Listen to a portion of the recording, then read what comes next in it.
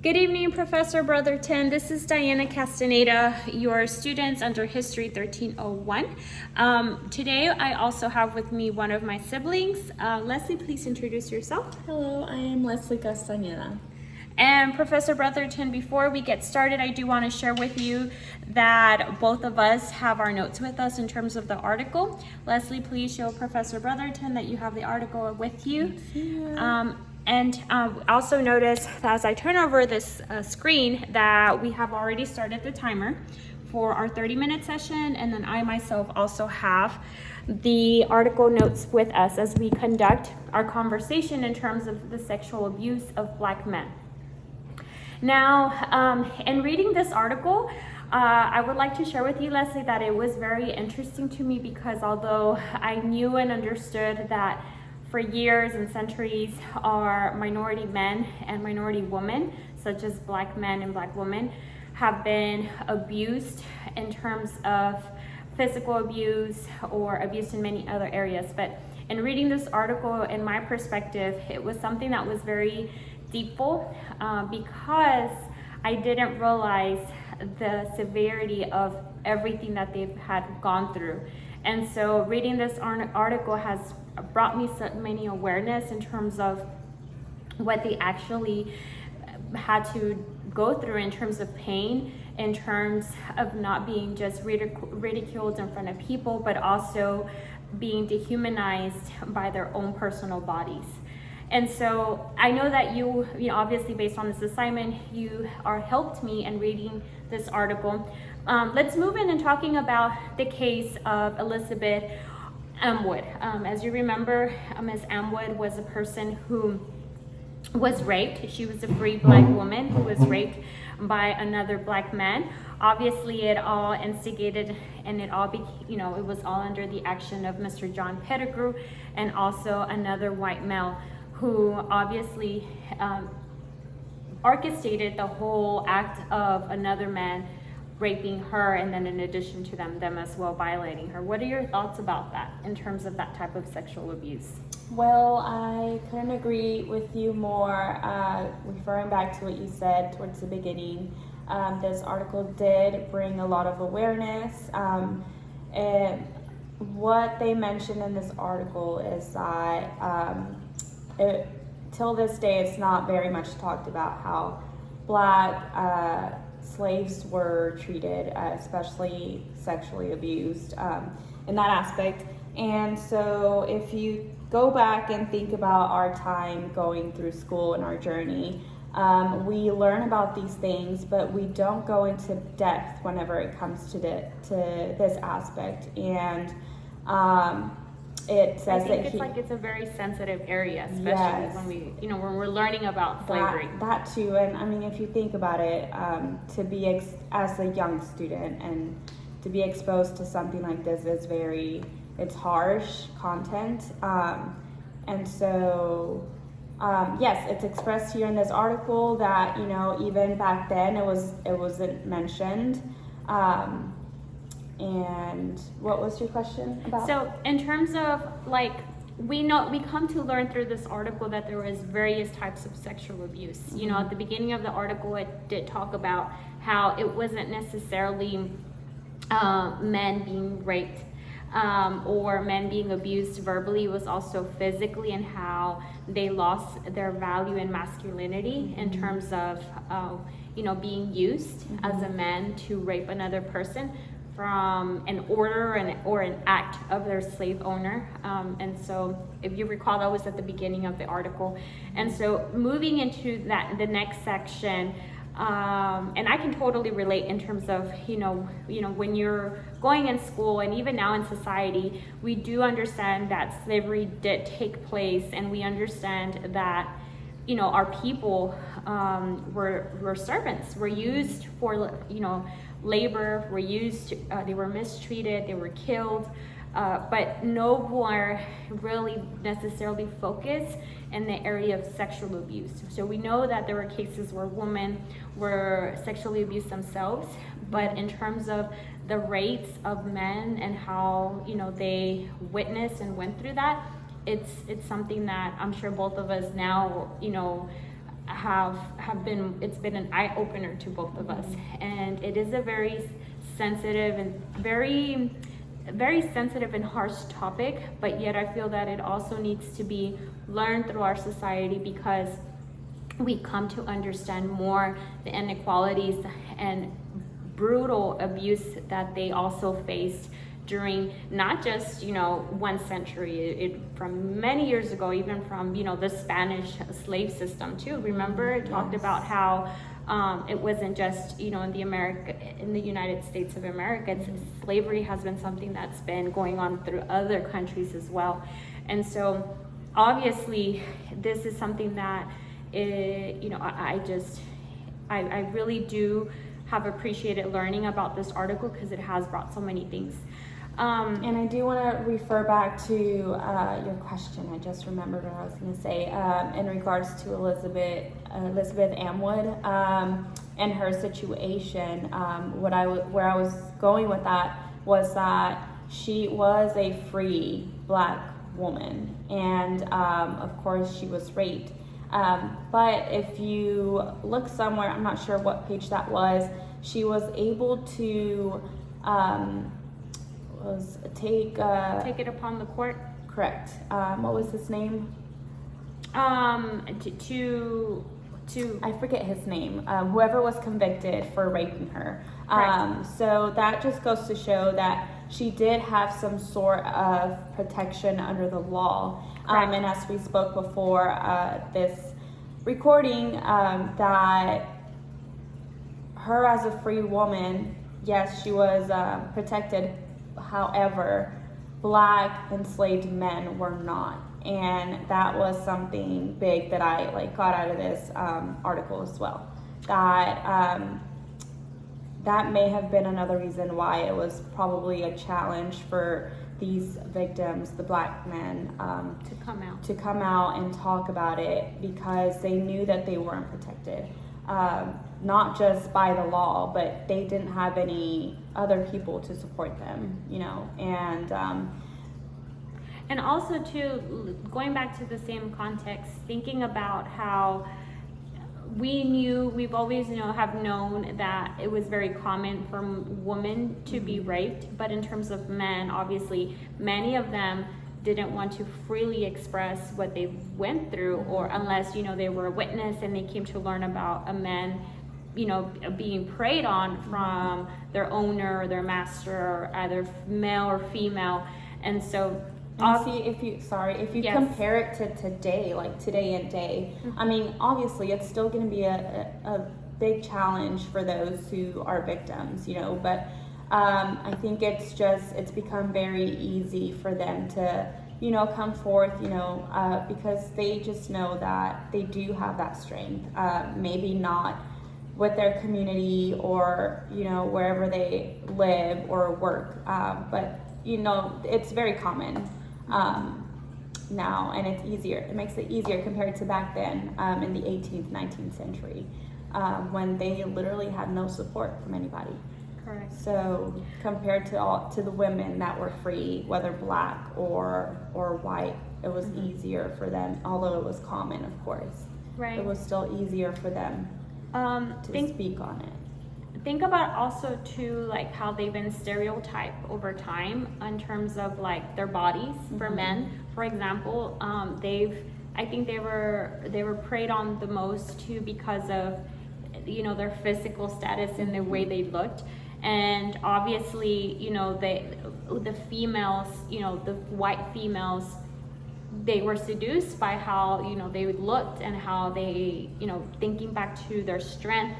And so same thing with men.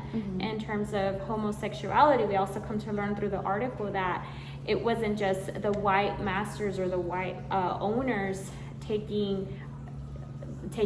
abusing their Black men as well. It was also their men themselves who were depriving on them. And to me, it was sad to come to learn that as a man, you really were not considered a man. One, because you were abused, even if you were not, you were abused pretty much, whether it be in a private space area through the master's bedroom, or it was somewhere out in public, because sometimes too the white people would take advantage of them in front of other slaves to dehumanize them even further, you know. And so that to me just it's just a very, it just implies that they were seen as objects. They were not seen as humans. They were just simply objects to not only the white men but the white women as well. And see, coming from a personal point of view, before reading this article, my mindset stood in a position where I, you know, and it's very common till this day. Again, I'm just comparing today with these time frames here, but how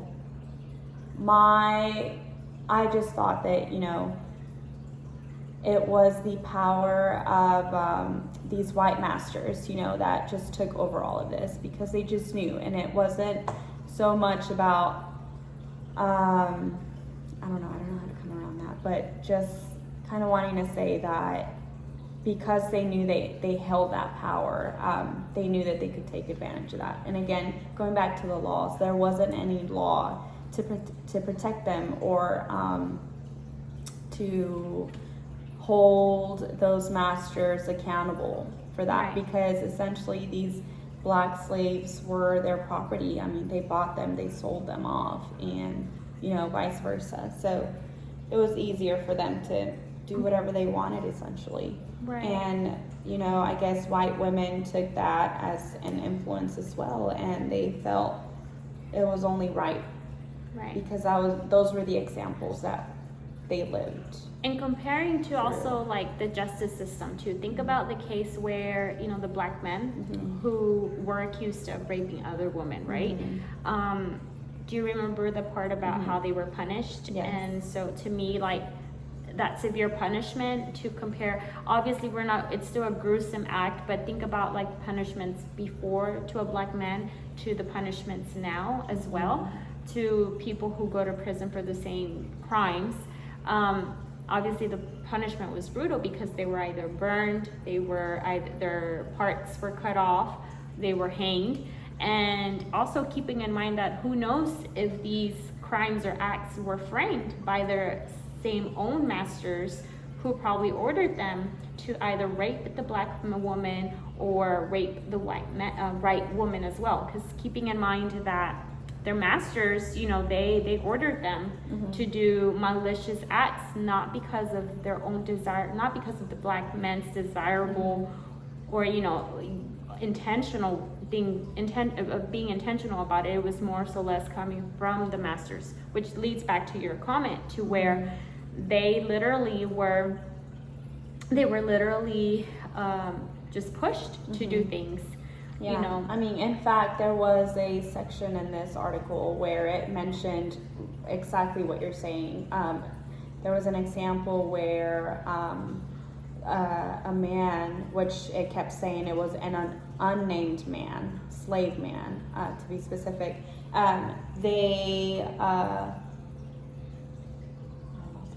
No, the enslaved man pretty much was sentenced by the Oh court. yes, they were sentenced by the court, and for some reason it wasn't common, but you know, he was sent off without any penalty, or probably got a very small sentence, but it wasn't as harsh as, you know, getting burned or hung or getting his private parts cut off. And it was solely because they were assuming that his master had something to do with that, you know, with him just ordering him, the slave, to do acts for him, you know, for his own pleasure. Correct. And another topic that I want to touch on with you in terms of this article is the forced coupling. Do you remember in terms of, you know, the masters deciding, you know, who their men slaves should be partners with or should have intercourse or marry with? To me, I think that was a wider opener for me, because then it made me realize, well, you know, many of our black communities from, you know, back in their roots, none of them really came to know their father or their mother, because their masters obviously obligated the black men to reproduce as many as they could with, based on the woman that they were told to do so. And so there was a lot of children that were born that never had really a father figure. Same in addition to their moms as well, because those children either were sold off, or the black men were also transported, somewhere else, or sold off to other plantations. And so that to me was, it was very hurting, because I can relate as a mother that I have children, and so I would hate to have children of my own and them not having someone who's there for them. What do you think about that? Well, what I got from this section was not only were these black slaves, slave men, treated like objects, they were also treated like animals, and it was only for the purpose of, just making business transactions, and reproducing these kids and selling them off, to gain profit and stuff. Do you remember the term, how they were at one point considered as bulls, because they were technically just used as what you mentioned to continue reproducing for their slave masters. And so I think, going back to that, it all still, we think that of abuse, but technically, yes, it does all fall under the category of sexual abuse, because not only are they taking their masculinity away, they're being abused, both physically and mentally. They're also, it leaves that social emotional piece too, that they're never going to have a family of their own. They're never going to be known to engage with, true family roots, because they're torn completely away. And that is just, it's very harsh to know and hear about it. And I think just the context and the text within the article just, it makes you connect even deeper into what actually did happen. And I'm also surprised too, coming to understand that, that maybe, who knows, there are possibly more cases of men that were abused. It's just, there's not a lot of heavy contextual evidence or concrete evidence that has been passed on from century to century. A lot of it is just, it's from journals of slaves or the master owners. And, obviously there's stories about some of the newspapers too, in terms of what they released and what would occur. And I agree, there could be more where men just never felt comfortable in coming out and sharing their experiences, one, because they have already been torn through that physical abuse, and that with leading on to this, they just want it as a person, I think, to just leave it behind. See, and going further into this coupling section, I think this is very, it's very easily comparable to, what happened last year. Last year was very historical, for our generations, and something that we never thought we'd ever witness again. And so if you pay close attention and you actually take the time to get to know your peers, your black peers, men and women, coworker, friends, family, whatever it may be. If you were to ask them, for example, I had a coworker, and yes, she's black, and we've asked her before, where are you from? And all she was able to tell us that she was from Michigan. That's it. And she's met other, black customers as well. And so they ask each other stuff, and some of them are able to tell you, yes, I am from whatever part of the other side of the world, or they're able to connect the roots. But there are also a lot of people today and day that don't know, like my coworker, and that just goes to show as well that it's connected to this coupling, and that also determines where they were born is where they consider, and they don't know any further than that. And I recall watching a small clip during that time where it also spoke about that, and and that's where a lot of people that we saw last year that were filled with rage and anger. Many of those emotions stem from that. Another reason, correct. That's where it stemmed from. That's where like the root was coming from, because a lot of them, again, they just don't know. And there's, coming to think, at that point it was a physical and psychological negative impact to our Black society, and I think that continues to take a toll in nowadays society as well, because it goes back to your comment. It leads to, you know, people connecting back to their roots, to their family tree, and yet trying to do so, and the frustration of not being able to know or to figure out, you know, what where your exactly great grandfather, where your roots are from, you know. And so it takes a toll on a person's well-being. It takes a toll, and you know, and it just goes through newer generations. Yes. You know. And so as we move on to like our next section, obviously we talked about the homosexuality, the coupling. There was another section that I wanted to touch on in terms of how the woman also preyed on the Black men. Notice, going back to the story of one of the soldiers who mentioned that, you know, you didn't have to be a strong white woman master to take advantage or seek services from the Black men or abuse of them. You know, it was sometimes even some of the small, petite, woman-sized, and it was orchestrated in a manipulative way where the female will pretty much blackmail the man and tell him, you know, if you don't do this, if you know what I'm asking you to do, which is in this case, you know, provide service or lay with her, then she would, you know, in return lie that he would want to abuse her, whereas, you know, it's completely the opposite.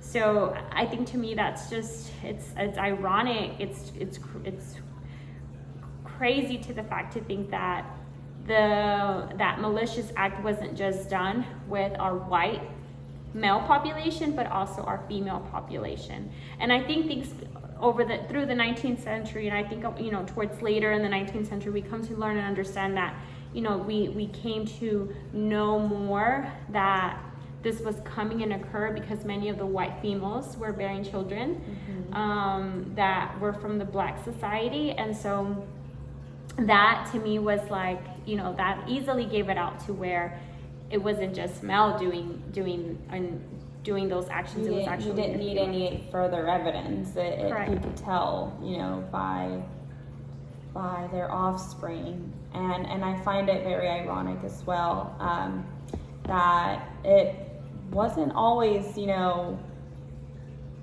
the masters. It was, you know, women who barely had any power within themselves. Because if we look at the like amendments, like even white women, you know, like they didn't receive rights. All women in general didn't receive rights till later on in the 19th century. And so, you know, going back to the 18th, that's just very ironic, you know, for them to actually be able to take advantage of these Black slaves. It's crazy. Yes, and then, and so, I mean, I think at one point too, it became to where, you know, before it was heavily and brutally evidenced in terms of the abuse, and then later it just became part of the cycle. And it's very sad too, because the Black society just eventually came to learn and cope with it. I think towards the end of the article, we come to learn and understand too that it was so common that it just, you know, sometimes, you know, as a man, you know, you already knew and expected because of your looks, you know, especially, you know, the ones that were lighter skinned, people already knew that you were going to be the first handpicked, or you were going to be the first one to take act in those kind of services because of your color, and also to your, you know, the way your physical well-being attributes. And going back to the plantations too, like I think there was a lot of temptation too, because obviously the owners had their slaves with little to no clothing, exposing them to almost completely nude.